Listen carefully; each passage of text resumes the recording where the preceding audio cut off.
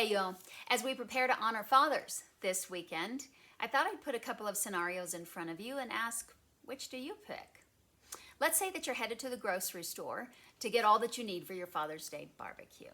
In the first scenario, you get into the store, you're going about your way, shopping, getting what you need, when you encounter a child who is completely out of control, unruly, running around, no parent to be found, certainly no discipline anywhere.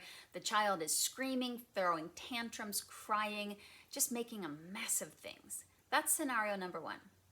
Scenario number two is you get to the store and you're doing your shopping and you encounter a child who's pretty well mannered, sticking next to their parent, doing what they're asked to do. They might throw a little bit of a fit because they had to accept grape nuts instead of Cap'n Crunch, but in general, well-mannered, disciplined child.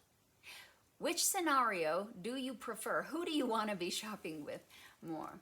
Well, if you're like me, you definitely want to go with the second one, the one that is disciplined and well-mannered. In fact, that first one, that unruly child that is undisciplined and out of control, well, he's probably going to drive me right out of the store to either shop elsewhere or come back later. Discipline is important for a child to grow up into being a good, decent human being, right?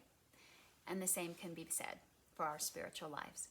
We have a Father in heaven who disciplines us through trial and struggle and suffering.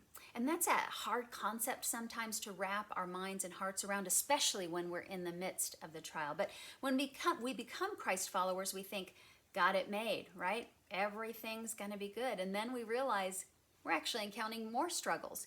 We're in more trials and enduring more suffering. The world will say, if your God is so good, why does your life seem so bad? But what we should be saying back is, my God is good, and I'm enduring these trials because he's so good that he is disciplining me. One of the greatest passages about the Father's discipline is in chapter 12 of the letter to the Hebrews. It says this, "My son, do not regard lightly the discipline of the Lord, nor faint when you are reproved by him. For those whom the Lord loves, he disciplines, and he scourges every son whom he receives. It is for discipline that you endure.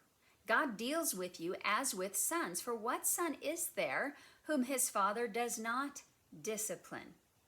But if you are without discipline, then you are illegitimate children and not sons. All discipline for the moment seems not to be joyful, but sorrowful.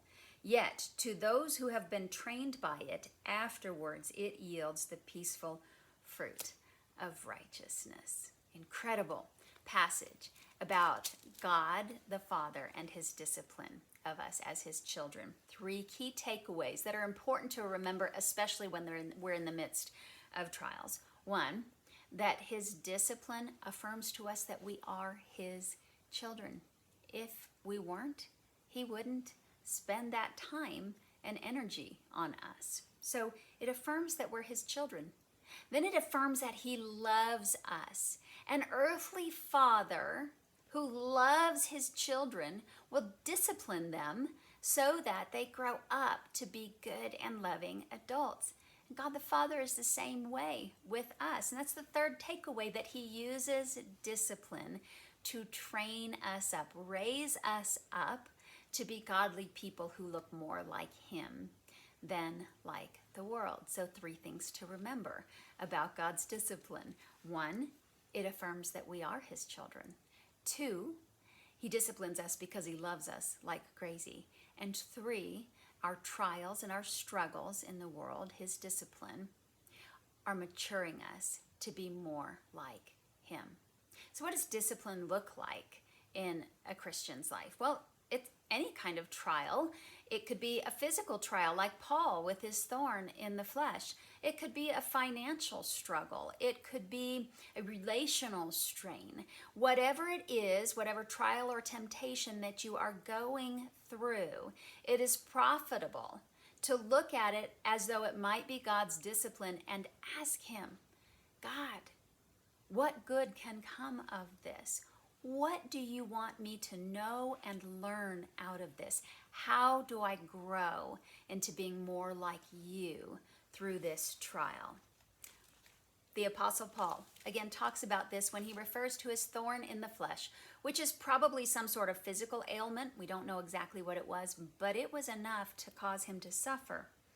And he says, to keep me from exalting myself, there was given to me a thorn in the flesh, a messenger of Satan to torment me, to keep me from exalting myself. Concerning this, I implored the Lord 3 times that it might leave me. And he said to me, my grace is sufficient for you, for power is perfected in weakness. The Apostle Paul, serious rule follower, who wrote most of the New Testament. No one could question his discipline, and yet he was still growing in the Lord, and the Lord allowed him to have this thorn in the flesh. And Paul begged the Lord to take it away. When he didn't, Paul then said, okay, what good comes of this? And God says, my grace, number 1, is sufficient for you. So trust in that and trust in me. And 2, power is perfected in weakness. God's power is perfected through our trials when we submit them to him. Friends, we have a good and loving Father, and like any good and loving father on earth, he disciplines us, not because he's cruel, but because he loves us like crazy, and we are his children, and he does desire for us to grow up into productive, godly adults who look more like him than the world. I want to wish all of the fathers out there a very happy Father's Day. Thanks for joining us in the Deep End this week. We'll see you next week.